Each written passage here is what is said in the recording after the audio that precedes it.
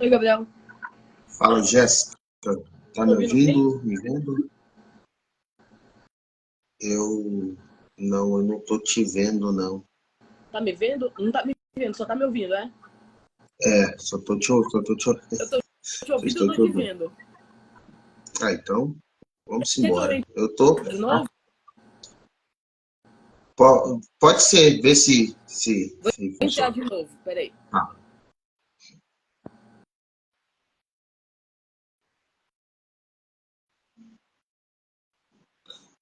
tá ok aí, meu velho?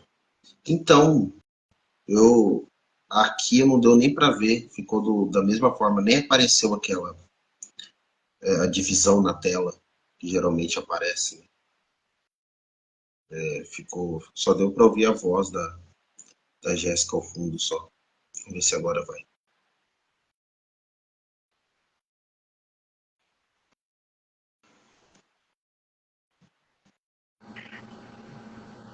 E aí? Bom, tá do mesmo jeito, Jéssica. Não tem problema não. Qualquer coisa a gente Que coisa, faz eu aqui. tô conseguindo te ver normal. Não tem problema não. O pessoal aqui no comentário está dizendo que eles estão vendo normalmente também, então Ah, eles estão me vendo, então. estão te vendo. Ah, tá, perfeito.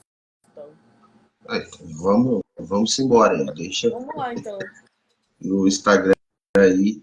Ó, o Nório tá falando que lá eu já tô aparecendo. É, para você ter noção, para mim aqui só aparece a minha tela, não aparece nem a divisória. Sério? Sério, nem aquele coisa preto assim que às vezes aparece, né? Que Só, é como se eu loucura. estivesse sozinho. Tu só tá te vendo, então. Só. Eu vou até tirar um print aqui para te mostrar depois. Aí, foi. Vamos embora, Jéssica. Vamos lá. Tem problema não. É a vida aqui, essa vida de internet maluca, né? E aí, como é que você tá? Tô bem. Olha, inclusive, abrindo um adendo aqui, eu consegui falar com a Tânia, tá tudo certo. É? Sério. Olha, que notícia boa, hein? Sim. Nossa, que Aí na maravilha. terça eu já levo lá o esboço, tá tudo certinho, tá? Nossa, maravilha, maravilha. É. Eu estava aqui pensando hoje sobre a nossa ideia mesmo de transformar, né? Uhum. Essas nossas conversas aqui no, em algo mais, em um livro, etc. Vamos, Sim. vamos esperar terminar, É, né? Pelo menos essa primeira. a gente termina esse e a gente já colocaria o outro logo em rota. Isso, e aí, enquanto isso a gente vai escrevendo, né? Exatamente, exatamente. Perfeito. Boa, boa Bom, a gente ia ideia. falar de Hamlet Vamos lá. hoje, né? Oi? Não entendi. A gente ia falar de Hamlet hoje. Isso. E assim, eu ia até O te único perguntar, Shakespeare da lista, não é? é o único Shakespeare da lista. Exato. E eu ia falar assim, pô, qual que foi o contato que você teve e tal, mas eu vou te perguntar isso. Mas para quem lê Freud, Não né, tem como não ler Hamlet, Shakespeare. Hamlet e Édipo Rei É, são Fausto, talvez, né? tem dois autores que são os autores mais citados pelo Freud. Um é o Goethe e o outro é o Shakespeare. São os dois autores mais citados pelo Freud, assim, disparado na obra. Tanto que eu separei aqui alguns dados interessantes sobre isso, para discutir aqui, para trazer, que é bem legal. Nas obras do Freud, de modo geral, tem exatamente 78 citações ao longo de 20 volumes. 78. E ele começa a falar especificamente de Hamlet na obra em 1897, ou seja, pré-psicanalítico, nas cartas que ele manda, e ele fala até no esboço de psicanálise, que é em 1937. Nossa, pouco antes de morrer. Oi? Um pouco antes de morrer. Eu não ouvi, desculpa. Um pouco antes de morrer, né? Um pouco antes de morrer, exatamente. 2 anos antes de morrer. Exatamente. Então, Nossa, ele citou, além dele citar muito Shakespeare especificamente, ele cita muito especificamente também Hamlet, né? Tem até uma coisa interessante, não sei, porque não dá para te mostrar, mas eu vou falar. Tem um livro do Pontali e do Mango que é Freud com os escritores, em que ele vai pegando os principais escritores do Freud, que o Freud trabalha, discute e tal, e faz um compilado, vários artigos lá sobre esses Legal. vários autores. O primeiro autor que eles discutem no livro é justamente Shakespeare. E aí eles fazem uma coisa muito legal. Deixa eu só pegar aqui rapidinho. Aqui, ó. Não, Eles dizem o seguinte. Eu vou ler rapidinho, é um parágrafo, rapidinho desse livro. pode ler, Freud fica à com os vontade. escritores. Ele diz o seguinte: foi precoce o encontro do Freud com Shakespeare. Adolescente já recita de cor cenas de Júlio César e Hamlet. Aos 16 anos, quando se apaixona por Gisela Flus, escreve o amigo Sir Bestein que só o seu absurdo hamletismo o impediu de revelar seu sentimento. Aqui e ali cita Tempestade, Macbeth, chama Marta, sua noiva, de Cordélia. Nos estudos sobre histeria delega Breuer, coautor, a tarefa de citar em inglês estas palavras de Sonho de uma Noite de Verão. Os melhores nesses ofícios são meras sombras. No artigo Obsessões e Fobias, 1895, convoca Lady Macbeth para ilustrar um caso de uma grande obsessiva que lavava as mãos 100 vezes por dia. Então, eles descrevem, assim, num parágrafo, a fixação do Freud por Shakespeare, especificamente. E é uma coisa bem interessante, porque nesse livro aqui, eles têm uma frase que eu adoro, né? Eles dizem o seguinte: o Freud não apenas lia ou conhecia o Shakespeare, o Freud incorporava Shakespeare. E aí eu acho que a gente pode começar com isso, inclusive. A maneira como o Freud era obcecado por literatura, né? E por grande literatura.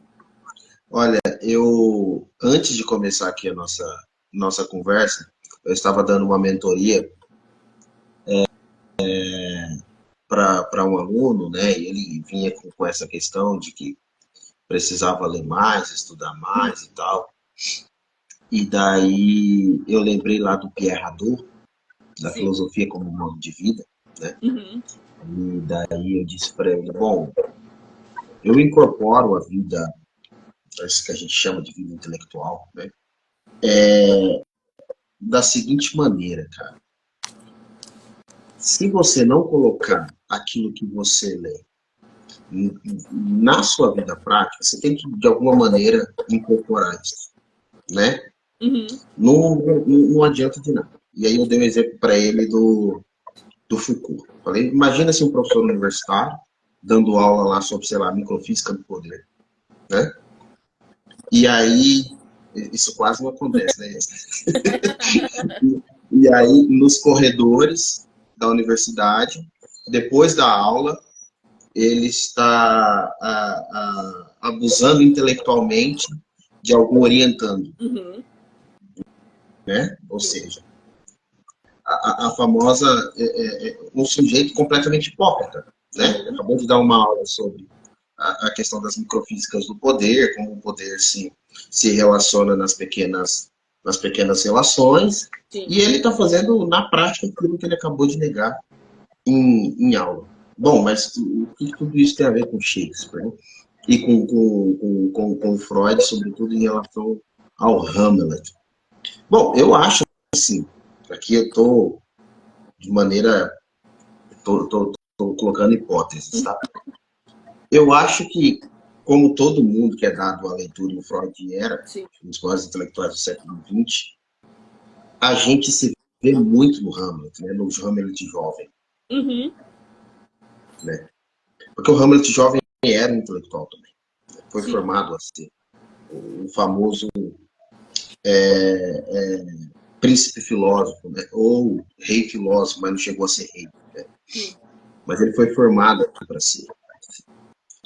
E o Freud, como você mesmo mostrou, e as leituras que eu tenho dele em relação ao Hamlet, o Shakespeare, estão mais ali na interpretação dos sonhos, que ele faz uma ligação com Édipo, né? Que é muito legal também, a gente pode trabalhar isso.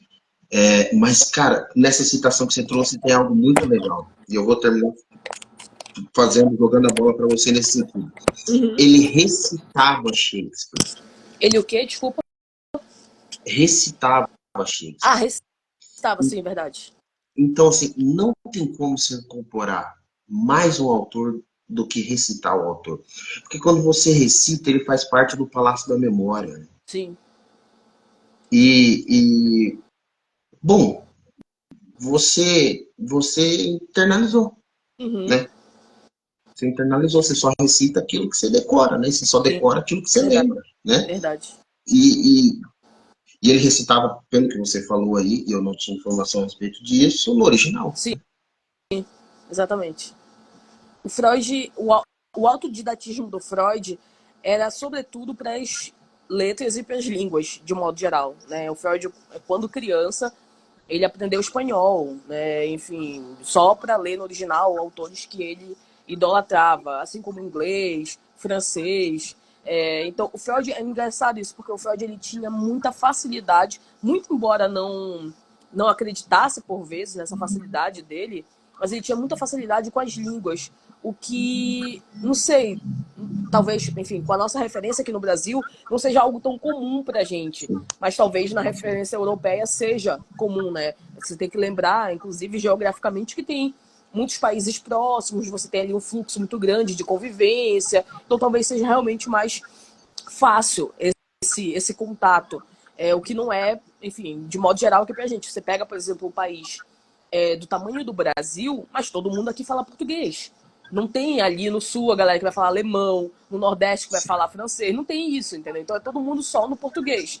Então talvez por isso também a facilidade dele. Mas eu acredito piamente que a facilidade do Freud com as línguas se deva especificamente por conta da literatura e da autoliteratura.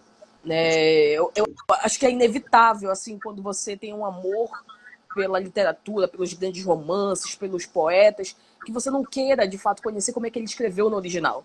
Por exemplo, tem agora, né, que tá esse boom de Machado de Assis lá nos Estados Unidos, com aquela moça lá, né, que leu Memórias Póstumas.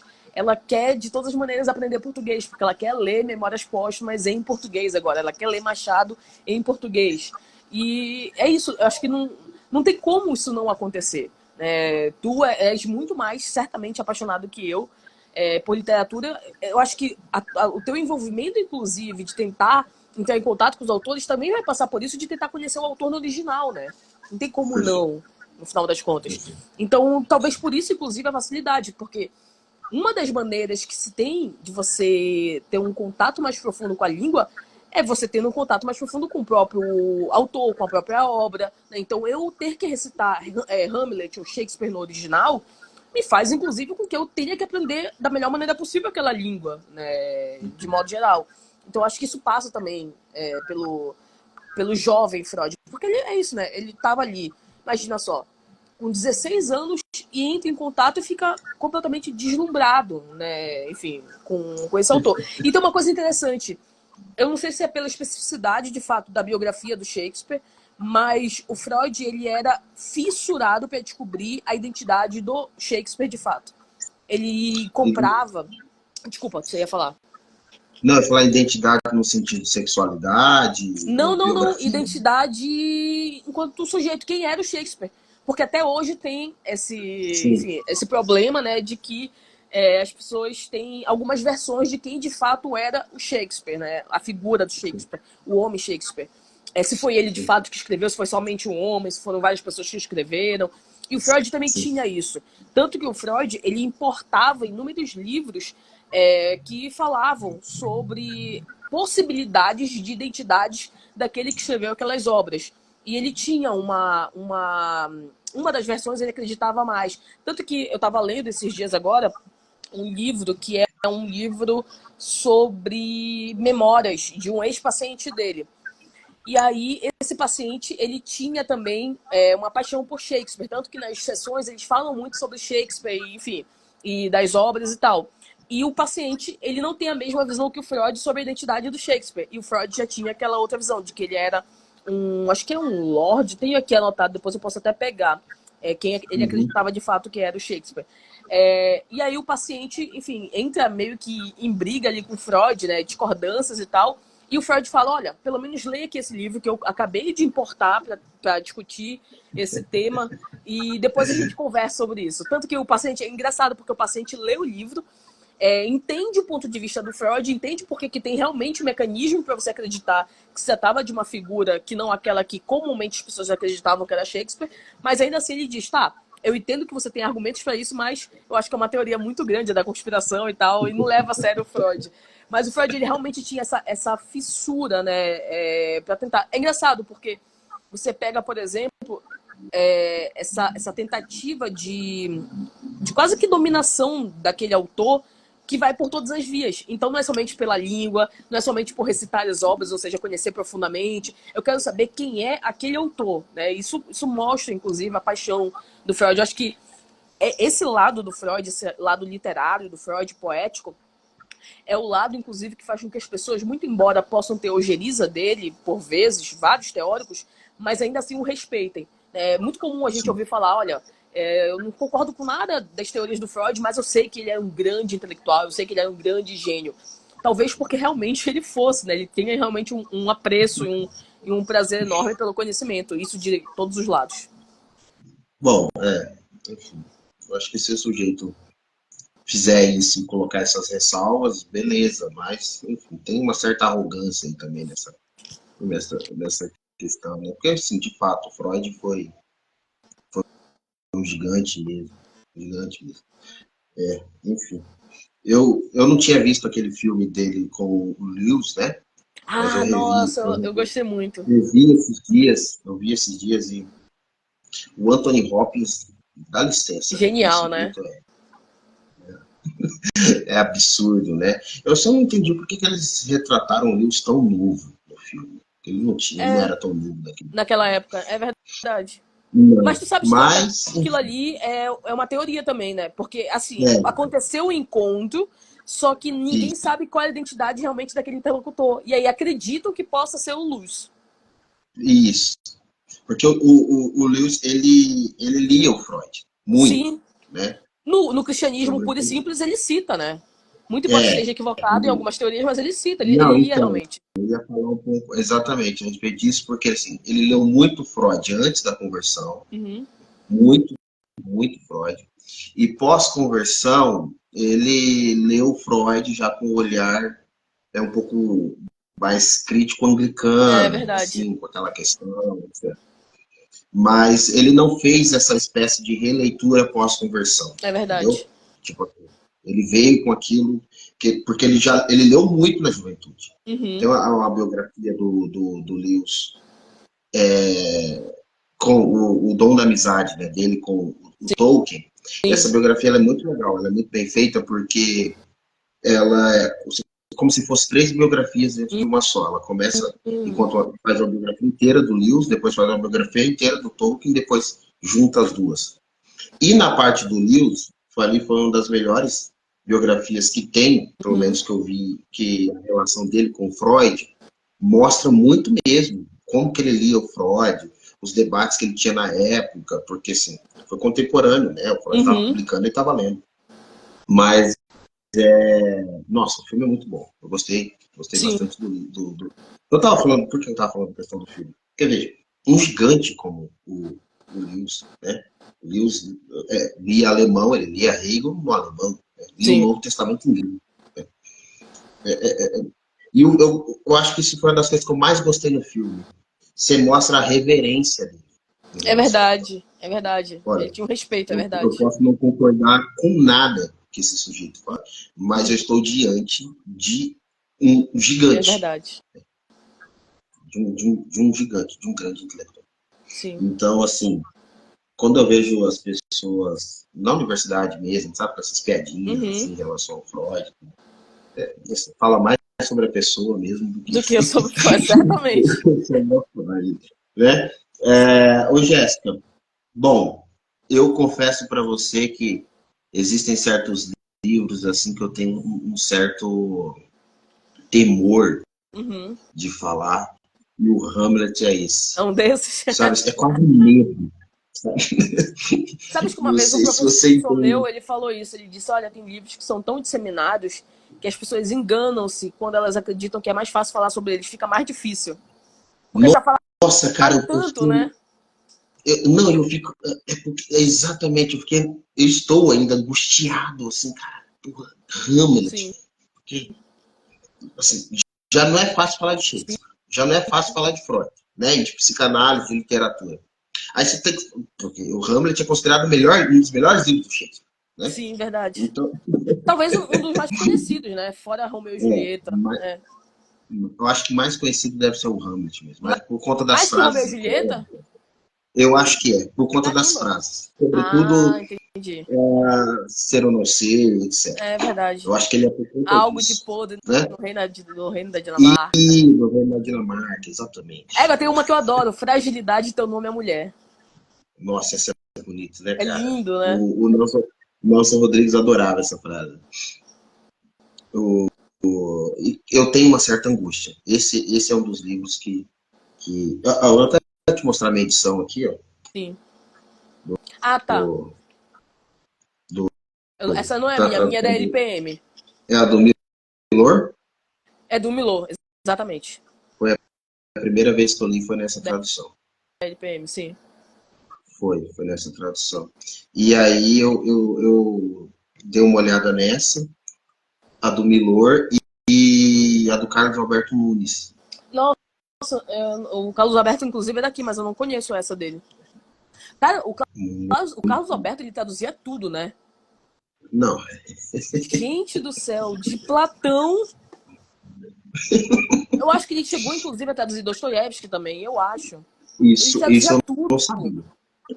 Isso eu não sabia, de Dostoiévski eu não sabia, mas que ele traduziu o Shakespeare. Ele traduziu quase tudo do Shakespeare, você tem noção.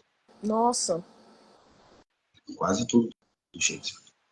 E é muito boa a tradução dele do É. Shakespeare. Muito boa. Do Hamlet eu peguei aqui a do Clube de Literatura Clássica. Tá. É a tradução Enfim, eu queria te ouvir diante disso, né? Antes mesmo até de começar na obra, né? Uhum. Eu acho que de todos os livros que a gente chegou, pelo menos até aqui, Uhum. esse é o que mais me inquieta Uhum. falar sobre, entendeu?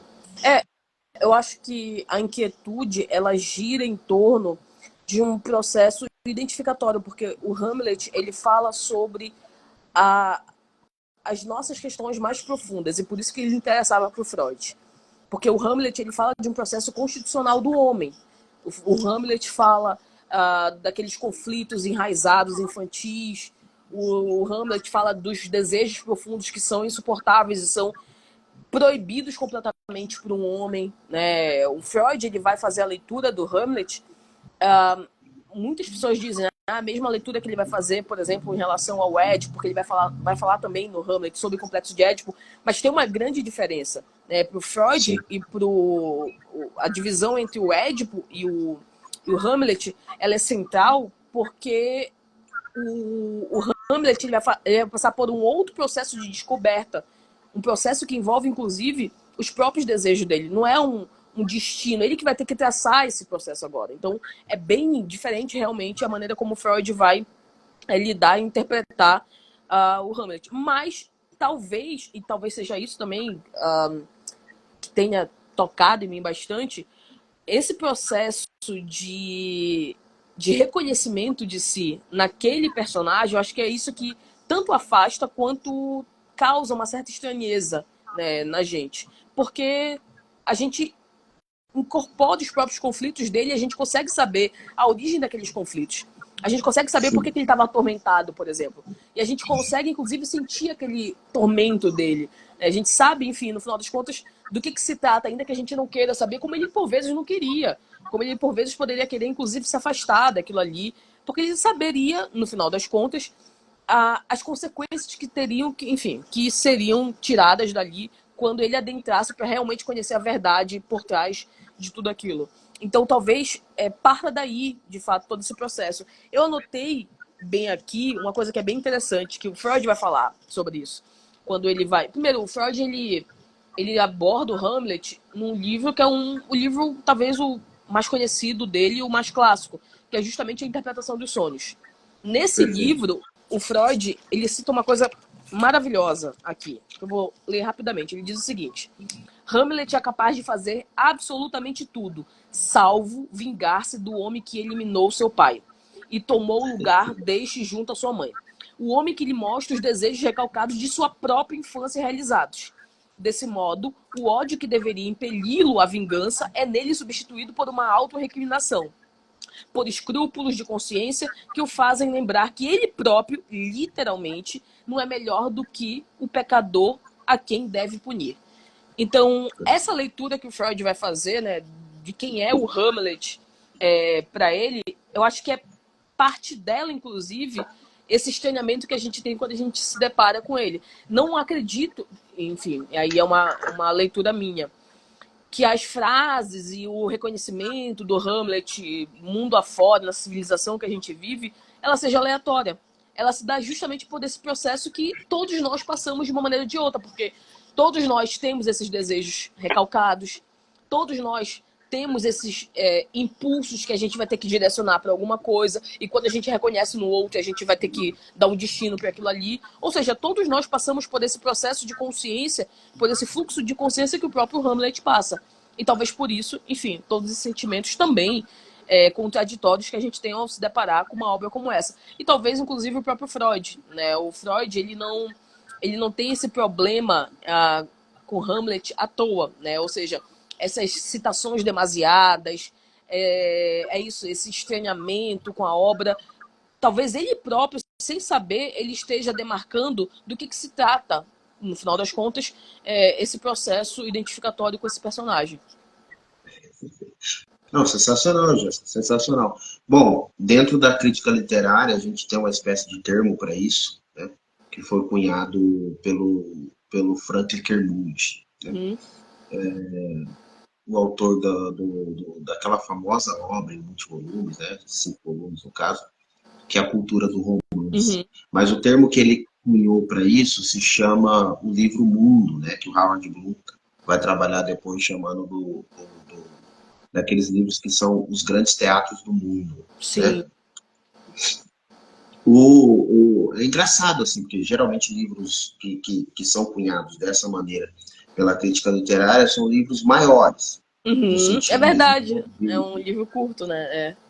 E o Hamlet, perto, por exemplo, sei lá, de um Dom Quixote, né? É verdade.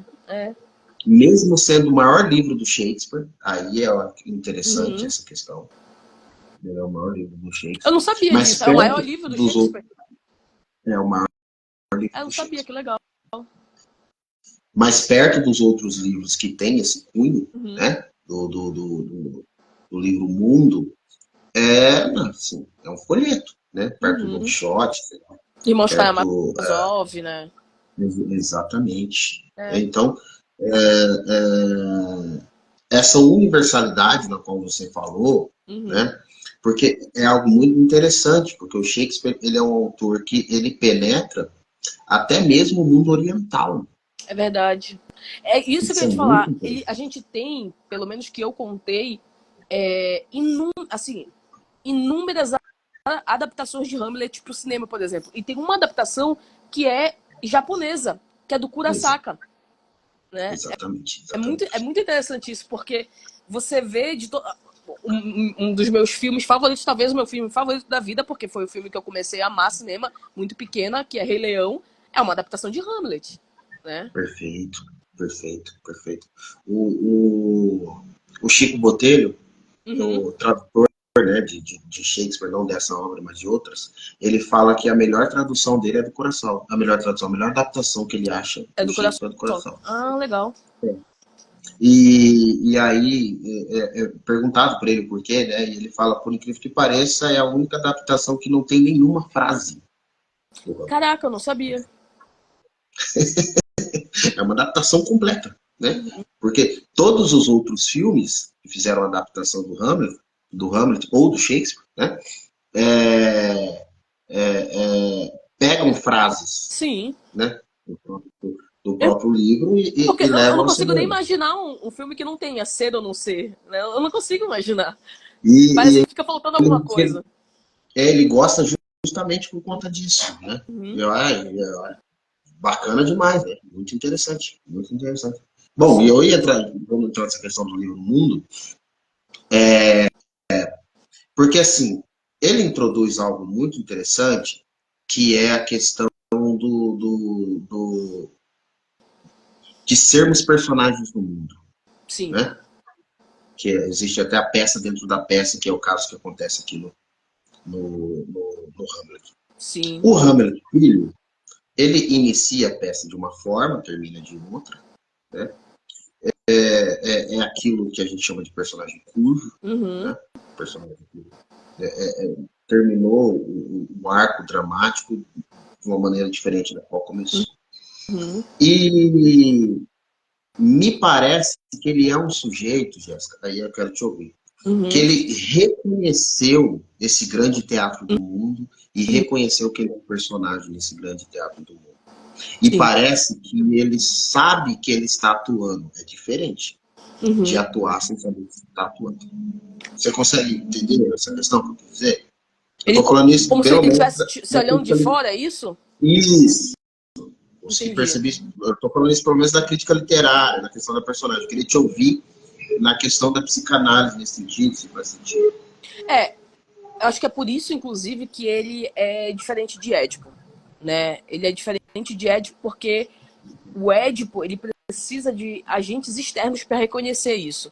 E o Hamlet, no final das contas, eu acho que é essa leitura que o Freud faz, ele já sabia que alguma coisa desde o início tinha ali. Ele só não podia saber. Que é por isso que ele é o grande neurótico, né? Eu até brinquei contigo na última live, né? Eu falei, a gente vai falar na próxima live sobre o maior dos neuróticos pro Freud, né? Pro Freud, o maior dos neuróticos é o Hamlet, de fato. Mesmo porque, enfim, esse processo todo ele já estava ali. E se ele já estava ali, eu só preciso, de fato, conseguir desmascará-lo, que é isso que o Hamlet vai fazer, diferentemente do Édipo. Talvez por isso a diferença, né? Depois eu posso até pegar aqui um trecho que é bem legal, que coloca os dois nesses polos opostos, para, enfim, para exemplificar. E aí, nesse sentido, tu tens completa razão. Porque se eu preciso já tá dentro daquilo ali para saber de fato que alguma coisa é muito mais soberana e é muito maior, e eu preciso simplesmente dar os nomes corretos para aqueles conflitos todos que eu estou vivenciando, o Hamlet é a expressão máxima disso. Então, tu colocares o Hamlet já dentro desse teatro é justamente porque, assim como todos nós já estamos dentro. Por vezes a gente não sabe os nomes dos personagens, fazendo aqui uma analogia, né? A gente não sabe as falas corretas, mas a gente sabe o que vai acontecer, a gente sabe qual vai ser o desfecho. Então, quando o Freud diz pra gente o seguinte, olha, ele não poderia ali de fato matar aquele lá que matou seu pai, porque ele sabe que ele estaria também apontando para ele, porque ele está falando de desejo, né? Então, se ele está falando de desejo, é algo que já está intrínseco àquele sujeito ali, né? Então, nesse sentido, olha que coisa interessante, né? Se a gente for fazer realmente paralelo com o Édipo, por que o Édipo apontava o dedo para todo mundo e queria fazer justiça, etc? Porque ele não reconhecia isso nele, porque isso estava fora dele, de fato, né? Então, em Hamlet é justamente o oposto. Aqui eu até achei o Pontalini ele fala disso. Ele diz o seguinte aqui pra gente: Hamlet não é Édipo. O recalcamento coletivo passou por ele, o trabalho da civilização, a Kulturarbeit, realizou sua obra. Embora dissimulado, disfarçado, travestido, o desejo transgressivo de possuir a mãe e suplantar o pai e matá-lo continua ativo. Hamlet não é cego como Édipo, que é isso que a gente está falando aqui agora, né? Mas seus desejos infantis de incesto e assassinato subsistem, encolhidos na sombra. Como poderia matar Cláudio se é este o homem que, sem escrúpulos, realizou seus próprios desejos recalcados? Hamlet é um herói mais trágico do que Édipo. Lembremos o título A Tragédia de Hamlet, pois a tragédia se consuma na cena interior. A discórdia, o dilaceramento, a incoerência, tão manifestos em suas réplicas, estão dentro dele próprio. É isso. Não, perfeito. Perfeito. Eu vou jogar mais tempero nesse caldo aí agora. A gente tem uma espécie de paralelismo aí, tem vários nessa obra. Sim. Né? Que é a questão do Hamlet filho, Hamlet pai, e a questão do Fortinbras filho, Fortinbras pai. O Hamlet filho, ele, segundo o próprio Howard Bloom, ele era uma representação clássica do Renaissance Man, né? O homem da Renascença. Ou seja, Aquele Eu, sujeito eu que foi acho que é criado. o Howard Bloom também que diz que o Hamlet é o primeiro homem moderno, né? Isso, exatamente. Exatamente. Ou seja, é um sujeito extremamente culto, né? Ele se formou, inclusive. Então a gente está falando do personagem aqui, né? Sim, sim. Ele se formou na universidade, na mesma universidade no qual Lutero colocou as teses, etc. Uhum. Então, assim, é um homem que representa a, a cultura humanística, o herói, um novo paradigma de herói, vamos Sim. dizer assim. O Hamlet, pai, ao contrário, né? É engraçado que eu estava assistindo um curso sobre Hamlet Tá e assistindo o quê? um curso sobre o Hamlet Ah, tá. e o professor ele dizia que o Hamlet pai ele era quase que um herói das sagas irlandesas mesmo, né? Da Uhum. onde veio a origem mesmo, né, do Hamlet, o irlandês, a É porque história é uma história clássica. que é o Hamlet, não é isso? Isso, exatamente. Então, ali, o pai está mais próximo daquilo, que é o que eu não lembro quem que é o diretor que tentou fazer isso agora naquele filme O Homem do Norte, né? Sim, sim, sim. Eu não sei qual é o diretor, The mas eu já vi o Northman. filme. Então, assim, o Hamlet pai é aquilo dali, né? Quase um viking, Uhum. uma coisa assim. Não à toa ele matou o Fortinbras pai, Uhum. né? Que era o rei da Noruega. Então, assim, Uhum. é um cara que ele resolve as coisas aqui na pau, na porrada, né? O Hamlet, filho, depois ele faz fazer Sim, assistir sim, isso aqui, tá, gente? sim. Ele não tem essa mesma formação, mas ele tem essa aspiração. Uhum. Da mesma maneira, o pai não tinha a formação do filho, Uhum. né? Olha, cara, como que o Shakespeare é genial, Uhum. né? Do mesmo modo, Fortinbras filho e Fortinbras pai tem os mesmos problemas. Porque o Uhum. pai tentou invadir a Dinamarca e não conseguiu, Sim. porque enfrentou do outro lado lá um gigante, né, Uhum. que era o Hamlet pai. O filho tá vendo que a Dinamarca está com problemas Uhum. por conta de toda a questão da corrupção, da morte, etc. Mas também não tem os trejeitos que o pai tinha para poder invadir o lugar. Sim. Então, veja, no desenho dessas quatro personagens, o Shakespeare está mostrando para gente quatro desenhos Uhum. diferentes de homens, mas que no fundo também são espelhos de si mesmos. Sim. Agora, não sei se tu fazes essa leitura. Tu entendes que a intenção dele era demonstrar que a descendência ela é sempre mais fraca que a ascendência? Nossa, muito legal isso daí. Eu não tinha prestado atenção nisso, mas é Pois sensacional. é, porque tu estás falando de dois homens que conseguem conquistar terras e que tentam invadir, pelo menos, e vão lá e colocam a força bruta em rota e tal. E tu estás falando de dois filhos que é isso, né? São mais intelectuais, vamos dizer assim, né? São mais do Exato. pensamento do que da ação, da força bruta e etc. Né? Eu também. Não, Isso que eu tô te sensacional. falando agora é uma impressão que eu acabei de tirar disso que tu estás falando. Eu não tinha pensado nisso. Não, sensacional essa questão, Jéssica. Sensacional. Porque, veja, eu estava pensando nisso, né? O pai. O livro foi escrito lá na virada, né? Uhum.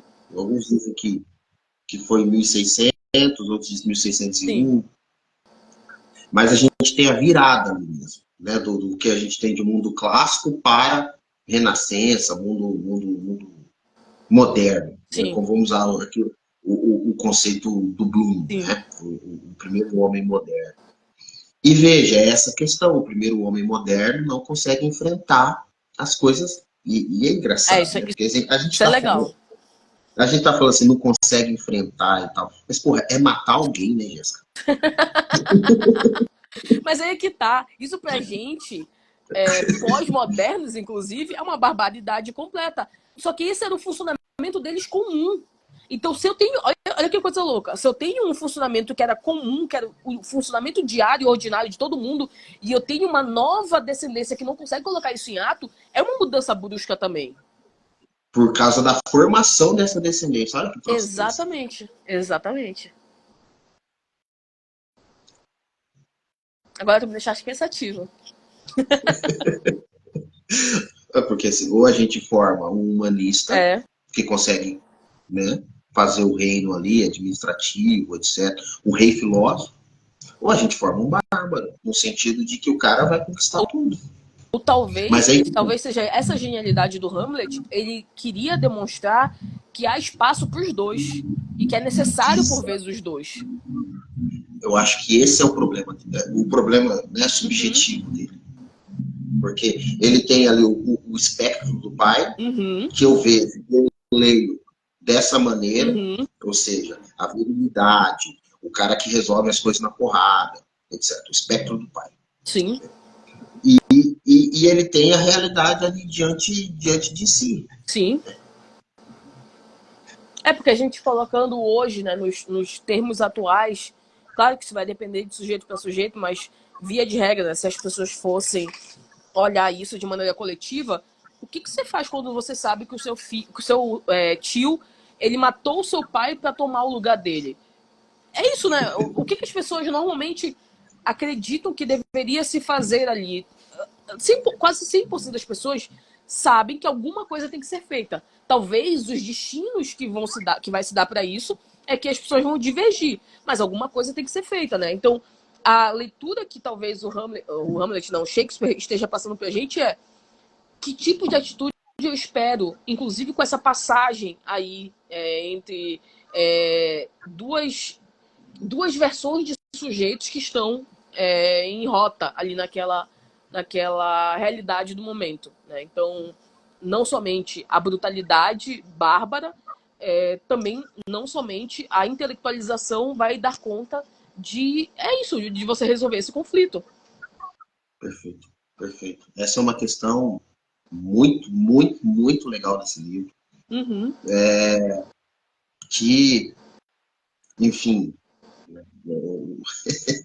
mostra como que o sujeito. E veja como ele é um cara que tem, de fato, um humanista clássico, né? uhum, Porque quando ele tem a oportunidade de matar o Cláudio e, e ele tá orando, uhum, né? Tá lá, ele não faz. sim, Você acha que o Hamlet pai melhor ainda, sim, né? Porque aqui tá desprevenido, né? exatamente. Acho que ele ia ficar pensando muito, né? Não. Então, olha, eu vejo assim, essa questão esse conflito mesmo, né? E é Mas isso engraçado, também porque, demonstra pode falar. uma desgraça, né? Porque olha só, para qual destino te levou essa barbárie completa que da maneira como você funcionava? Você foi assassinado. É isso, né? Não foge muito daquilo que você também está construindo, que você também está cavando para você. Olha, o filme, o The Northman, eu tô tentando lembrar quem que é o diretor. Ele termina assim, por exemplo. Sim, Tá, você verdade. tá, né? Lembra os dois lá se matando no meio da fornalha lá? Sim, Ou seja, você tá buscando a vingança, beleza, mas você também vai morrer com ela. exatamente. Não tem como fugir disso, né? Os dois morrem, né, na Sim. luta final. O que eu ia falar, Jéssica, e eu queria te ouvir a respeito disso, é que, assim, veja, nesse grande teatro do Uhum. mundo, o Hamlet, pai, e o Hamlet, filho, com todas as questões da Gertrude, etc., da mãe, da Ofélia, é a questão de que, assim, os, as decisões que você toma influenciam, no caso dele fica mais evidente, porque são enfim, são instituições, né? São Uhum. homens instituições, Uhum. mas as decisões que você toma influenciam nas pessoas à sua volta. Sim, verdade. Então, aquela questão que a gente começou, né, Alain, você trouxe essa frase maravilhosa, né? É algo de podre no reino da Dinamarca. Uhum. Que está lá no Édipo, né? Uhum. As funcionalidades institucionais, os problemas morais influenciam as questões estatais, Uhum. né? Eu vi um outro comentarista aqui dizendo que assim, o governo é governado é feito pelas pessoas que ele governa. Sim, verdade. Entendeu? E aí eu queria te ouvir nesse sentido, porque para mim essa outra lição essa lição que a gente trouxe do Hamlet, a questão do espectro, né? Mas essa lição do Hamlet no sentido de que os dois corpos do rei, né? Uhum. Eu queria te ouvir nesse sentido e queria ver se teria como a gente contemporaneizar isso. Mas em que sentido? Assim, eu vou te dar um exemplo bem besta. Uhum. Eu vi um vídeo esses dias de um sujeito que chegou na rua, assim, na praça, e perguntou se a pessoa ela tinha alguma preocupação de se relacionar com um hétero. Era Uhum. assim, um velho normal, né? Falou, o que você vai fazer quando você descobre se seu filho é hétero? Ah, eu já Né? sei esse vídeo, não sei como Aí é. eu, As pessoas ficam não, horrorizadas, não né? tem nada Não, contra, é. não.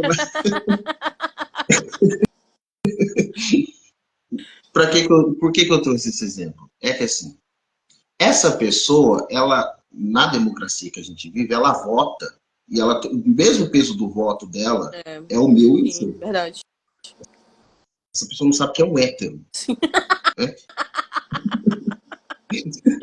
Mas essa já era preocupação desde Platão, cara. É isso, Você né? está Por isso que entendendo? a democracia ateniense era um problema para eles. Você está Cara, essa entendendo? democracia A matou corrupção dos Sócrates. caras. Isso. Exatamente, exatamente. É isso. A corrupção dos caras lá é sintoma de quem. A gente está falando da monarquia. Sim, verdade. Aí eu Verdade. queria te ouvir nesse É, sentido. eu acho isso muito legal, porque eu não tinha parado para pensar a partir desse aspecto do que a própria obra nos mostra, né? Porque no final das contas, tudo vai girar em torno da sua própria implicação nesse processo. Então, tudo aquilo que a gente se queixa diuturnamente, e eu acho que aí é que está a genialidade do Freud e da psicanálise.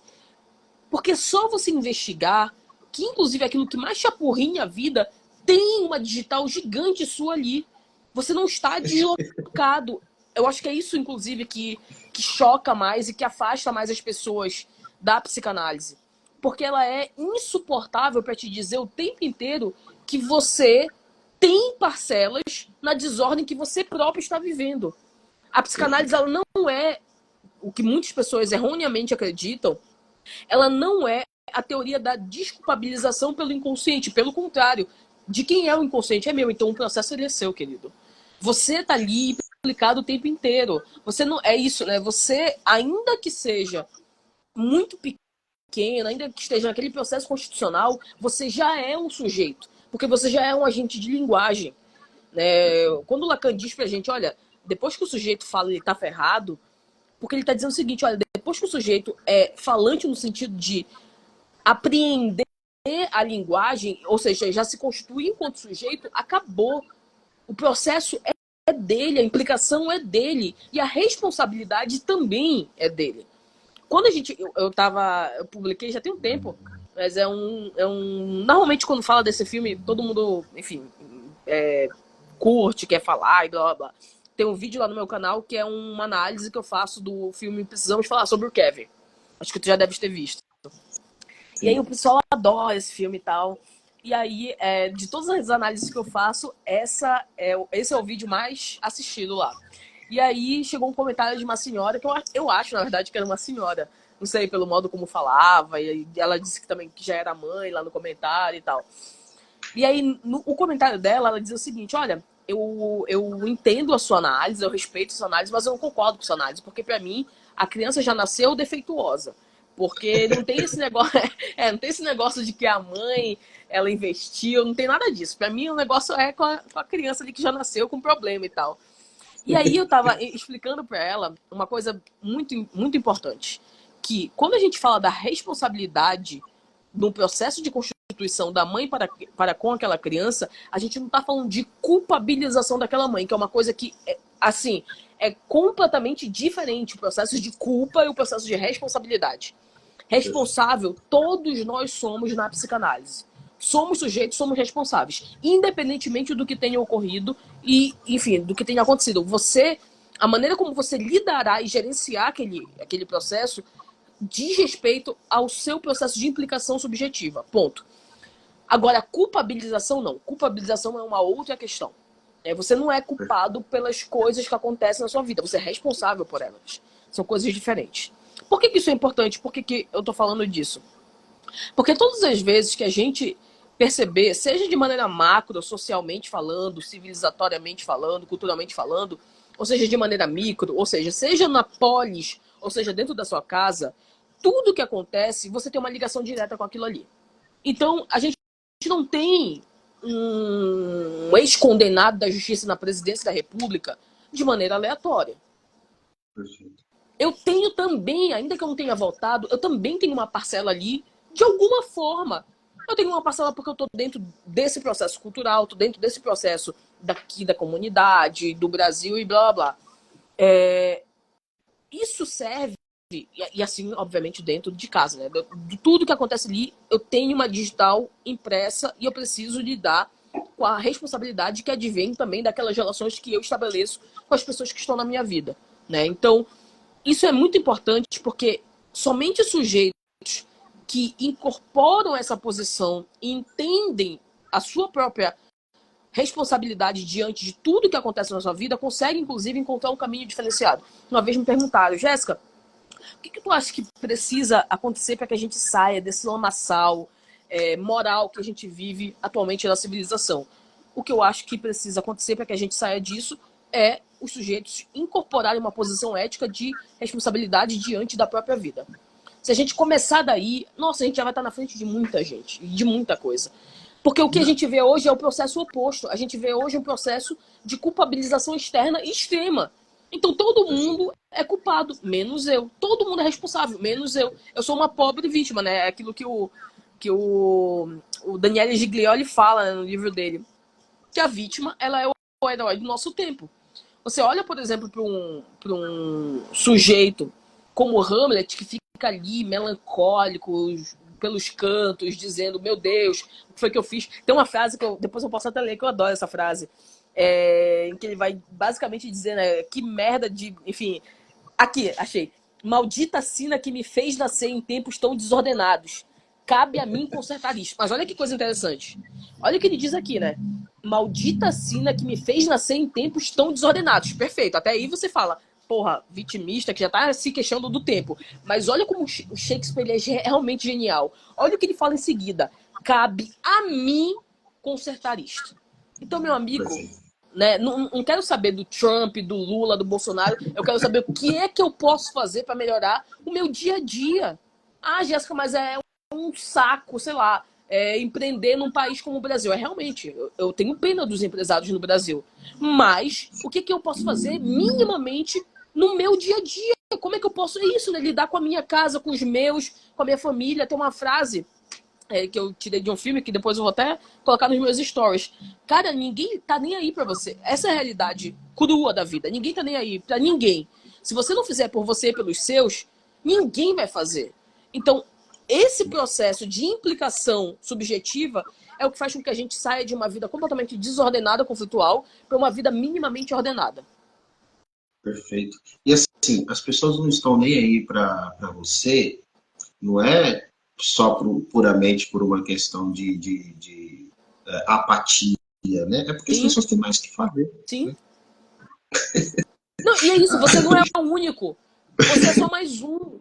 É isso, todos nós somos somente mais um no meio de vários desgraçados. A gente vive uma desgraça global, né? É isso.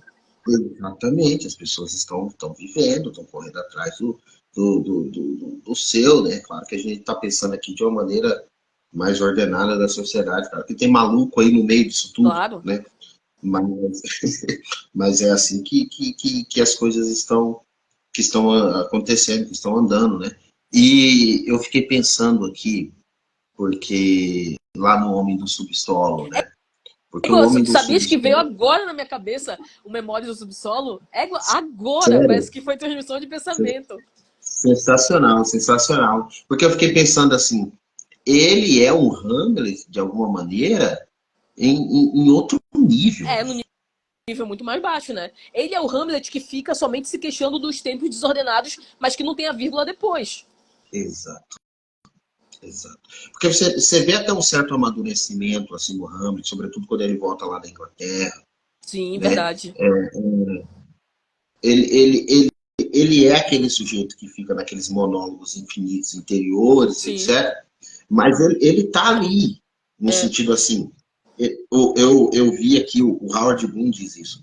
Ele fala que a palavra question, né, Uhum, aparece 17 vezes na obra. uhum. Então, ali, ele tá ali, né, se As voltas, questionando, sim. se É. questionando, né? Ou seja, ele me parece ser mais verdadeiro que o homem do subsolo. Muito mais, mas sem comparação. Porque E aí a gente consegue questão. ver a maneira doentia como o homem do subsolo ele realmente funciona. Porque se o Hamlet é mais tranquilo que você, querido, então tem alguma coisa muito errada. É que nem eu tava reassistindo, né? Que eu coloquei agora no canal a nossa live do Memórias do Subsolo. E aí eu vi uma parte lá que eu falo, né, pra ti, no dia da live. Ah, eu tava assistindo lá a resenha da Débora, do Olá Bocós, e ela diz, olha, se você se identifica com esse cara aqui, meu filho, vai rezar, vá para um culto, alguma coisa, porque tem alguma coisa muito errada com você. Tá biruleibe, né? Não tá batendo lé com o cré, não.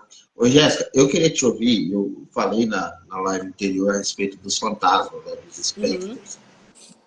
Que assim, você vê na primeira cena do livro mesmo, os, os soldados, né, os guardas que veem o espectro do rei, Hamlet, sim. mas eles não conseguem falar com ele. Uhum, E então, veja, assim, são pessoas completamente diferentes, sim. né? E você vê o próprio Hamlet. Uhum, Então, ou seja, são vários personagens, não é um personagem só. sim, Pode ter a questão da paranoia, da loucura, que a gente nem falou ainda, né, da questão do sim, Hamlet, da paranoia. Mas a gente já deu uma certa chave para essa questão do sim. espectro, né, uma certa chave, né, de tradição. Mas eu queria uma outra, pensar com você aqui agora uma outra questão mesmo, não sei se da paranoia, da Pois é, loucura. ah, o Freud diz que o Hamlet era um histérico. Só que a gente precisa colocar aí muitas ressalvas. Se nós formos fazer uma leitura mais fidedigna, inclusive da própria psicanálise freudiana, o Hamlet seria um melancólico. E dentro da melancolia, ou seja, todo esse processo de autorrecriminação, de remorso, de. Como é que a gente chama? De autopunição, tudo isso que está completamente presente no Hamlet leva muito mais para uma leitura melancólica em detrimento de uma leitura simplesmente meramente neurótica histérica, como Freud diz que o Hamlet era. E por que isso é importante? Porque a melancolia, quando ela é elevada à máxima potência, quando você fica muito às voltas simplesmente com essas autorrecriminações, você chega a um processo, você pode chegar, na verdade, a um processo de psicose. Ou seja, você rompe com a realidade. Então, o que era simplesmente sentimentos de autorrecriminação passam a se transformar em delírios autorrecriminatórios. Você passa a poder alucinar, inclusive. Então, você escuta vozes te recriminando, você vê objetos que não existem na realidade compartilhada, que normalmente são objetos que te causam algum mal, vão te causar algum mal, ou fazem com que tu causes algum mal a outra pessoa ou a ti mesmo. Então, esse processo, enfim, é claro que a gente não vai é só um personagem, né? Mas se não fosse apenas um personagem, se a gente soubesse de um sujeito como esse, que, por exemplo, viu o pai morto e o pai pediu para vingar, alguma coisa do tipo, a gente poderia pensar num processo de fato alucinatório por conta de um sentimento de culpa. Então, e aí é que o Freud também faz essa leitura do sentimento de culpa. E aí que é mais interessante de fato, porque o fato de você ter que tomar uma posição não surge do nada nem do externo, mas surge de desejos internos que te impelem a tomar alguma posição. O que me parece é o caso, inclusive, do Hamlet. Não, é interessante porque, veja, com os guardas não houve diálogo. Exatamente, exatamente. né? Ou seja, poderia ser, apenas ser um vulto. Eles não sabiam descrever o que era de fato.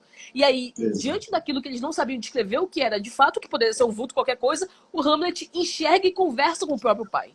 Exatamente. Né? De novo, a genialidade do Shakespeare, né? Os guardas, quando eles vão falar a respeito do espectro, né? Do vulto, etc., Uhum.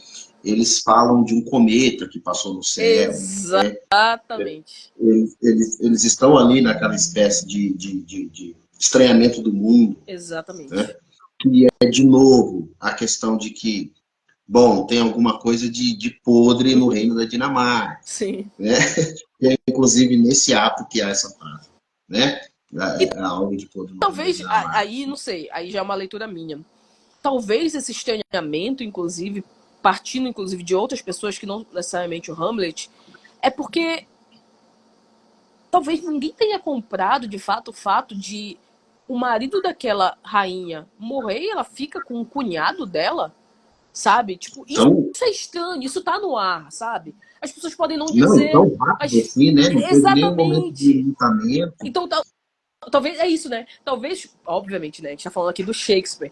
É isso que eu sempre te falo. Cara, se eu fosse escrever isso, não ia sair da mesma maneira, entendeu? Tipo, não ia ter essa criatividade de pensar, olha, as pessoas viram uma coisa ali que é um vulto e tal, pra, nas entrelinhas, dizer da estranheza que é aquela relação no final das contas. Perfeito, perfeito, perfeito. Exatamente. Né? E como que. Porque assim, estava pensando aqui, Jéssica, isso há muito na mitologia grega, né? Uhum. Olha, a gente está falando de, de, de, de traição entre Sim. irmãos,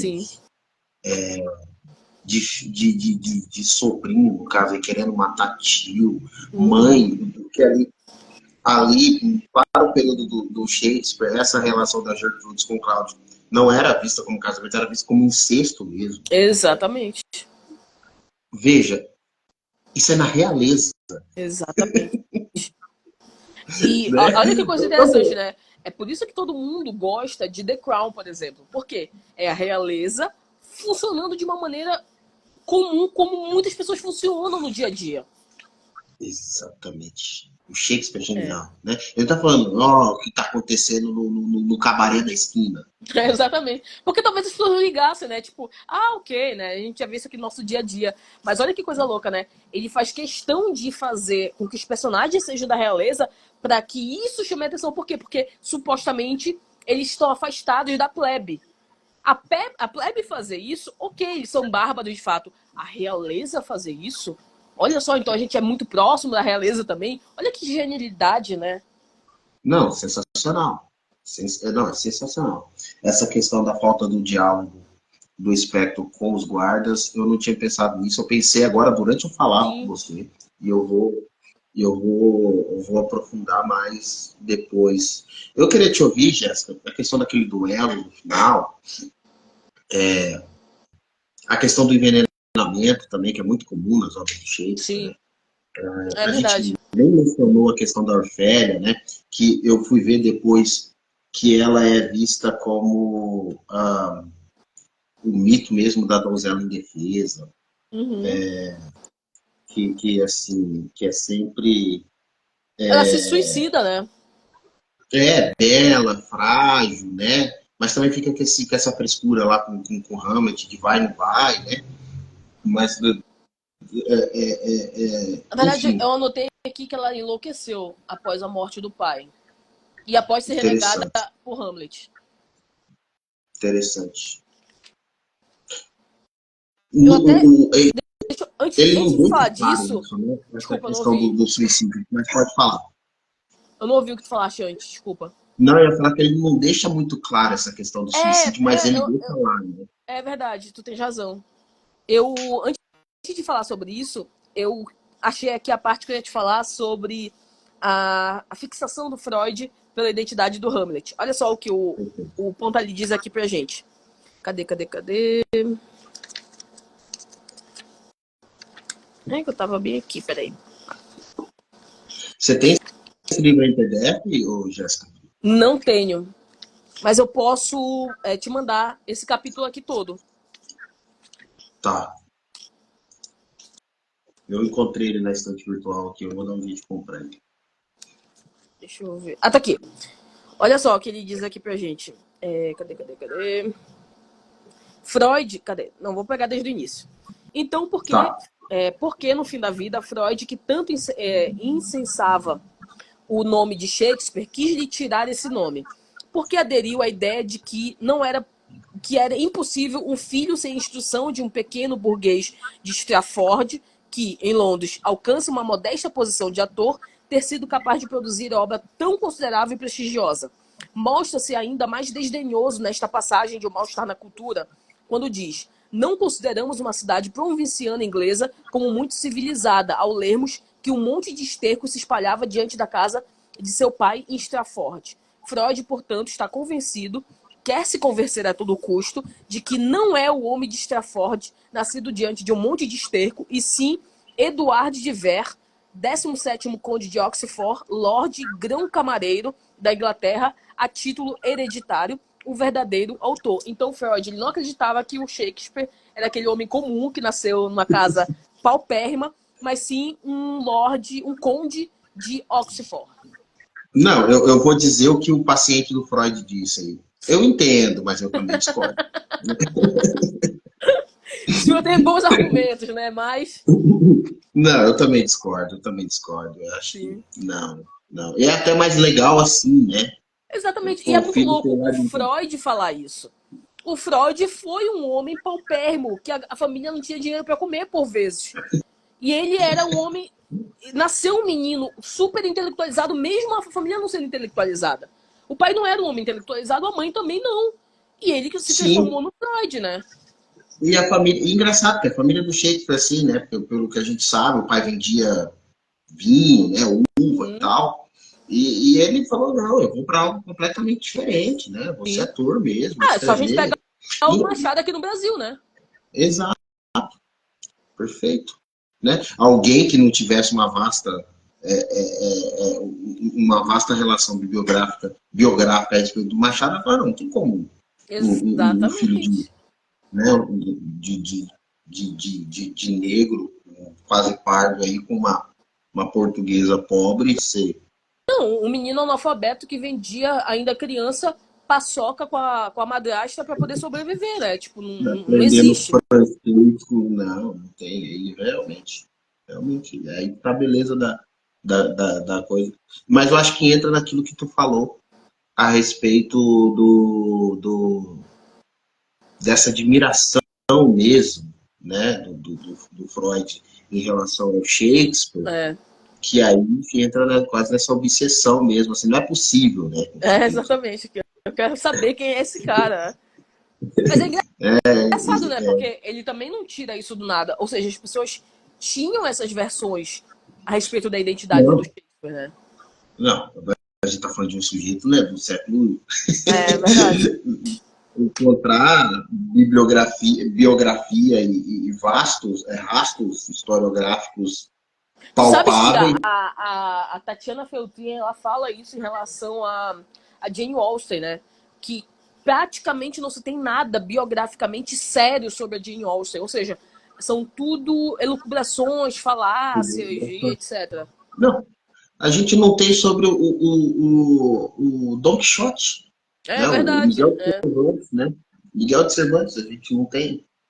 é verdade. Esse é um dos eu não sei nem se eu falo aqui porque as pessoas roubam ideias, né? Mas esse é um dos tipos de livro que eu gostaria de escrever Uhum. mesmo, que é os escritores sem identidade. É, mano, Porque você tem isso hoje. baita de um livro, é. Você tem isso, por exemplo, a Helena Ferrante. Ninguém sabe quem É verdade. Só ficam aí é, né? jogando, né? Tipo, pode ser um cara e tal. É. Exatamente, né? Tem um outro americano, que é o Thomas Pynchon, né? Que tem uma Sim. foto dele, que aí a galera acha que era ele quando tinha, sei lá, 20 e poucos anos. Hoje, fazendo as contas, o cara deve ter uns 80 anos. Sim, Ninguém verdade. tem foto dele, só tem livro dele, é igual a Helena Ferrante. Então, vontade de aprofundar, porque você tem isso hoje. Sim. Eu não sei como é que funciona, tu deve saber isso mais do que eu, inclusive. Se um autor. Eu sei que um autor ele pode ter pseudônimo, não querer colocar o seu nome, eu sei de tudo isso. Mas, por exemplo, é impossível que ninguém conheça de quem de fato escreveu aquilo ali, porque ele tem que ter contato com o editor, alguma coisa do tipo, não é isso? Ou ele pode, Isso aconteceu na ele prática. pode simplesmente chegar, por exemplo, numa editora e falar, olha, eu tenho um livro de um amigo que não quer ser identificado. Ele pode fazer isso? Eu vou te dar um exemplo prático. Tá. Vou te dar um exemplo no Brasil e um exemplo prático dos Estados Unidos. Bom, o Stephen King tentou fazer isso, Uhum. depois de famoso já, porque ele não queria mais ser associado a livros de terror, a livros de mistério, etc. E aí ele escreveu um livro de história de detetive, Uhum. sob um pseudônimo, e, enfim, né, soltou o livro na praça. Uhum. Um dono de uma livraria leu o livro e falou: Isso aqui é Stephen King. Eu tenho certeza que é Stephen King. E aí, Sim. o que ele fez? Ele ligou lá na Biblioteca Nacional dos Estados Unidos. Falou: Olha, eu quero saber aqui o código, segundo esse ISBN, quem que registrou esse Uhum. livro. Não, quem registrou esse livro foi o Stephen King. Aí ele ligou lá na editora e falou: Eu sei que foi o Stephen King que escreveu esse livro, etc. Eu liguei lá na biblioteca, descobri. E, bom, o fecho da história, o Stephen King adorou o cara, adorou Sim. conhecer o cara, fez um lançamento lá na livraria do cara e É, tal. o cara também é um puta Bom, chato, né? Ele vai atrás pra não, saber. chato.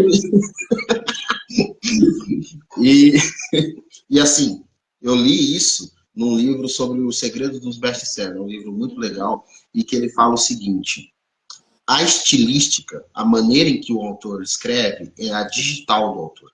Sim. É impossível ele emular uma outra maneira de escrever que não é a sua. Uhum. É, Maravilhoso isso. eu concordo. É. Bom, no Brasil vai acontecer a mesma coisa, porque seus dados vão estar lá na Biblioteca Nacional. Não tem como alguém registrar por você, não tem como. Algum chato vai te encontrar. Pode ter como alguém registrar por você, mas você pode colocar essa pessoa no pau depois, né? Entendi. Entendeu? Ah, não, Jéssica, me dá aí o livro, eu vou registrar no meu nome, e aí depois você Ninguém ia me querer fazer acusa isso, de né? Correr esse plágio. risco, né? Você me acusa de plágio, eu tô lascado. Né? É verdade. Eu vou provar que eu escrevi aquilo. Por um lado, é muito Sim, bom, né? sim, Porque, né? Por outro lado, mas assim, dá pra gente. Helena Ferrante até hoje. sim. Eu não sei Só como. tem ideias, né? Não sabe de fato. Eu não sei, ela não deve ter falado nem pro editor, sei lá, ou ele, né? Não sei. Não sei. Aquele filme lá, o American Fiction, né? É falar Ele sobre isso também, é. mostrou isso um pouco. Sim, É verdade. muito legal também. Filmaço. Mas, não sei, eu acho que é um livro que eu queria investigar mais, escrever. É um Não sei se puta de vai um livro. acontecer. Ficaria legal, né? Muito legal. Bom, e aí? Sim, deixa eu ver aqui. Eu ainda tenho mais algumas. Peraí. Deixa eu ver Hum, minhas anotações. eu também tô vendo aqui as minhas. Hum.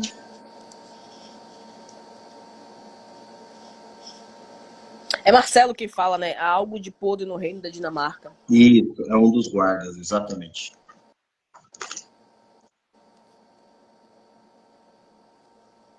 Página 32. Deixa eu ver o que foi que eu anotei aqui. Eu anotei aqui também um dado interessante. Que para mostrar como é que o Shakespeare estava incorporado, de fato, na obra freudiana. O ponto ali diz o seguinte: Freud, contudo, nunca se desvencilhou de Shakespeare, a quem questiona na medida em que por ele é questionado. Em O Tema dos Três Escrínios, que é um texto do Freud, um de seus mais belos textos, inspira-se em O Mercador de Veneza e Rei Lear. Vê em Cordélia uma figura da morte. O rei Ricardo III, o estropiado, serve-lhe de modelo em sua descrição das exceções. Sonho de uma noite de verão oferece-lhe uma mostra de Fine Frenzy, do delírio poético. A lista do que Freud incorpora de Shakespeare seria infindável. Afora os empréstimos, há afinidades não tão facilmente detectáveis. Exemplo, ovites ou xistes. A esse Witz, a esse lampejo que subitamente atravessa o céu e a linguagem corriqueira, Freud dedicou um livro inteiro. Para que o xiste funcione, duas condições se fazem necessárias: o ouvido de um ouvinte e a velocidade. O Witz do Freud é tipo o nosso xixi aqui no Brasil, ou seja, uma piada que é muito específica, né? Ou seja, que só quem entendeu de fato o que está por trás vai conseguir rir daquela piada. Duas condições já formuladas por Hamlet, que Freud cita. A fortuna de uma piada acha-se no ouvido de quem a ouve, jamais na linguagem de quem a contou. Isso aqui é perfeito. E a brevidade é a alma da inteligência. Ou seja, a gente tem o Shakespeare, é isso, né? O Shakespeare, ele meio que cria também a psicanálise com Freud. Porque ele tá em tudo. Tudo que tu possa imaginar, Shakespeare tá inserido na obra do Freud. A invenção do humano, né? Segundo Harry. É isso. E que título de livro perfeito para Shakespeare. Só o Bloom mesmo poderia pensar nisso, né? Genial, genial. Eu tenho uma certa régua de preconceitos, né? Como diz o Roger Scruton, né? É bom às vezes você ter certos preconceitos que te livram de algumas coisas. E um dos meus preconceitos é assim, cara, quem não gosta de Harold Bloom, eu já fico meio assim. Não, cara, ele é muito bom. Pô, esse título é maravilhoso, né? A invenção do humano é genial, verdade. É muito, muito, muito bom mesmo. E assim, eu tinha até pesquisado a respeito do Freud, que ele gostava muito mesmo do Shakespeare, do Hamlet e tal, mas essa obsessão dele pelo Shakespeare eu achei genial. maravilhoso. Maravilhoso. E engraçado, Jéssica, você não vê muita gente falando disso. É verdade. É verdade. Isso tá aí uma coisa interessante. Talvez as pessoas não falem muito disso especificamente porque é tão embrincado na obra do Freud que parece que é a mesma coisa, entendeu? E talvez as pessoas não. É isso, elas não deem um olhar mais diferenciado, porque parece que é a mesma coisa, então tá tudo junto desde o início. Por exemplo, olha que coisa louca, né? Eu li a primeira vez. O primeiro livro que eu li do Shakespeare foi justamente Hamlet. E eu li o Hamlet por conta do Freud. Olha. Então é isso, tá o tempo inteiro junto e misturado ali. Não, interessante, porque você vê associado ao Freud sempre o Dostoiévski, sempre Goethe, exatamente, né? Mas o Shakespeare mesmo, a figura shakespeariana, é verdade. Muito pouco, né? Só quem conhece mesmo a obra do Freud. Para poder. É verdade.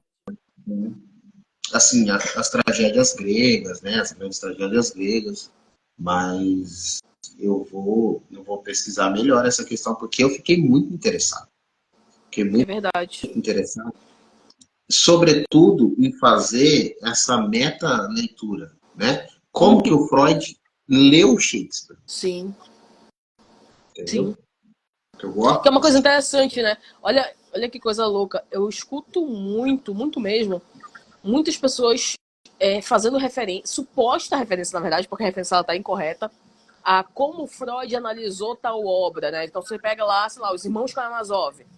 O Freud fez uma análise incorreta lá dos Irmãos Karamazov. Só que quando você vai ver, as pessoas elas olham de cima, elas não entendem de fato o que o Freud quis dizer com aquela análise. Inclusive, depois, se elas quiserem, né, elas discordarem. Por exemplo, a gente estava aqui discutindo não a obra, mas, por exemplo, essa obsessão dele pela identidade do Shakespeare.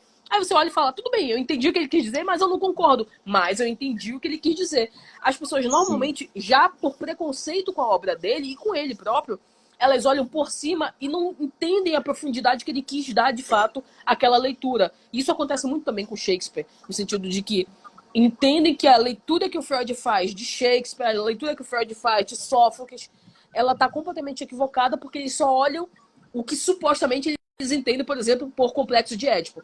Eu escutei, por exemplo, esses dias no podcast da Tatiana Feltrin, né? Ela dizendo, eu nunca tive interesse de ler a biografia do Freud, e fizeram lá uma pergunta para ela, né? Quando você vai ler a biografia do Freud? Ela disse, eu nem sei por que eu tenho essa biografia aqui, eu nunca tive interesse de ler, mesmo porque eu não concordo muito com as ideias do Freud, por exemplo. Eu fui ler Édipo Rei e não tem nada daquilo. O Édipo nem sabia que aquela era a mãe, que aquele era o pai. Meu Deus, mas não é essa leitura que o Freud faz. Isso que é muito louco, porque as pessoas já ficam tão impregnadas de um preconceito que elas não se atém, inclusive, bons leitores, né, como a Tatiana, de investigar profundamente do que ele está querendo dizer de fato. O Freud Exato. nunca disse que o Shakespeare, enfim, queria a mãe ou queria matar o pai. Ele fez uma leitura completamente análoga, né? Ou seja, ele fez nas entrelinhas. Ele sabia que não era aquilo que o Sócrates tinha colocado. O que o Freud faz é enxergar como inconscientemente e analogamente a gente poderia tomar emprestado aquela obra para explicar desejos inconscientes reprimidos que todos nós temos. É só isso. Não, perfeito, perfeito. Nessa comunicação que eu fiz, que saiu aí o artigozinho junto com o Pedro, que a Uhum. gente fez com o Riquet Leitor de Freud, né? Sim. Ele vai dizer, ele traz um pouco da questão do círculo hermenêutico, de que a leitura ela tem certas camadas. Então, assim, a primeira leitura, essa questão mesmo de você entender o que o autor está falando, Uhum. né? Dentro da própria questão em que o autor mesmo colocou. Sim. Né? Ou seja, a obra te dá caminhos para entender a própria obra. Uhum. Okay?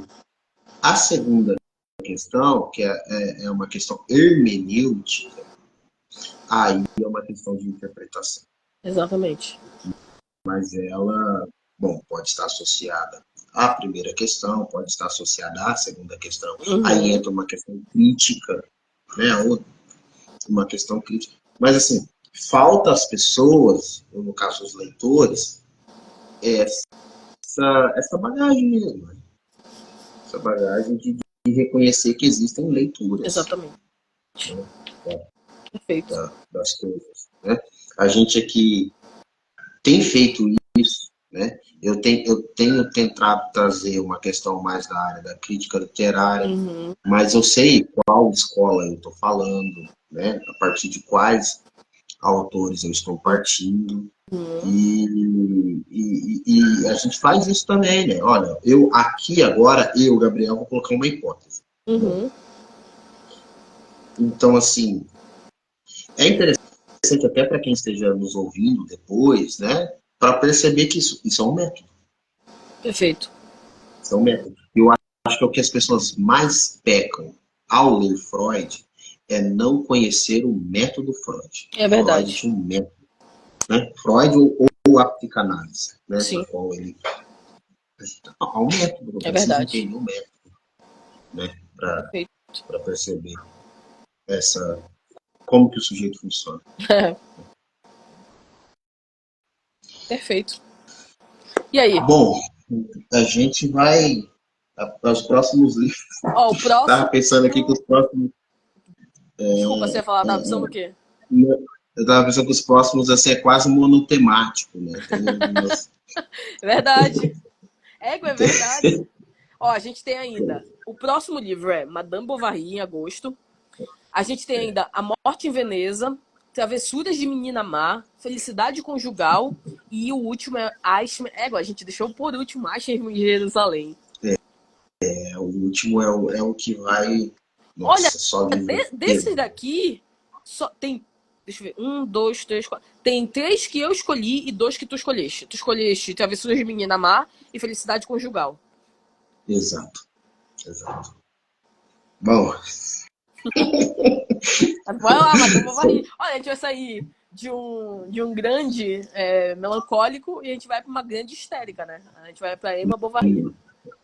bom, é você que Não, disse eu isso. tenho um ranço da Emma, tu não tem noção, bicho. Do tamanho do ranço que eu tenho dessa mulher. Tem uma piada assim que, tipo, se você for pro encontro e a menina lá estiver lendo Madame Bovary, você foge, né? Não, tá lendo Madame Bovary, Ana Kareninha, bicho, corre. Parte Goiás, porque não, não é flor que se cheire, né? Claro que assim, isso é um meme, né, gente? Pelo amor de Deus. Eu lembrei de um parecido, que o menino chega assim, manda mensagem pra mãe: Mãe, qual que foi o dia e o horário que eu nasci? Não Uhum. sei se você já viu isso aí. Não. Aí a mãe responde pra ele bem assim: Foge desse tipo de menina. Já sabe que é só pra isso que ele quer saber, né? É entregar as Exatamente. informações, né? Então, assim, vamos adentrar em águas profundas É, aí. Mas olha, Flaubert é um gênio por excelência. Né? é Gênio por verdade. excelência. Então vamos Beleza, lá. então, Jess. Obrigada, Gabriel. Obrigado. Aprendi. Nossa, eu vou ficar pensando em muitas coisas do qual a gente conversou Olha, eu tava agora. até pensando aqui, aquela nossa conversa lá do artigo. Eu acho que eu vou te propor pra gente fazer sobre Memórias do Subsolo. Depois eu vou te mandar a mensagem pra dizer exatamente o que eu quero fazer com ele. Legal. Perfeito, Beleza? que é um dos livros, eu acho, que mais impactou aqui, né? É verdade. Perfeito. Maravilha. Tô Beleza. animado. Também. Vai dar certo. Vai rolar. Obrigado, Beijo. Jéssica. Tchau, Bom descanso tchau. para você, tá? Pra Tchau, você tchau. também.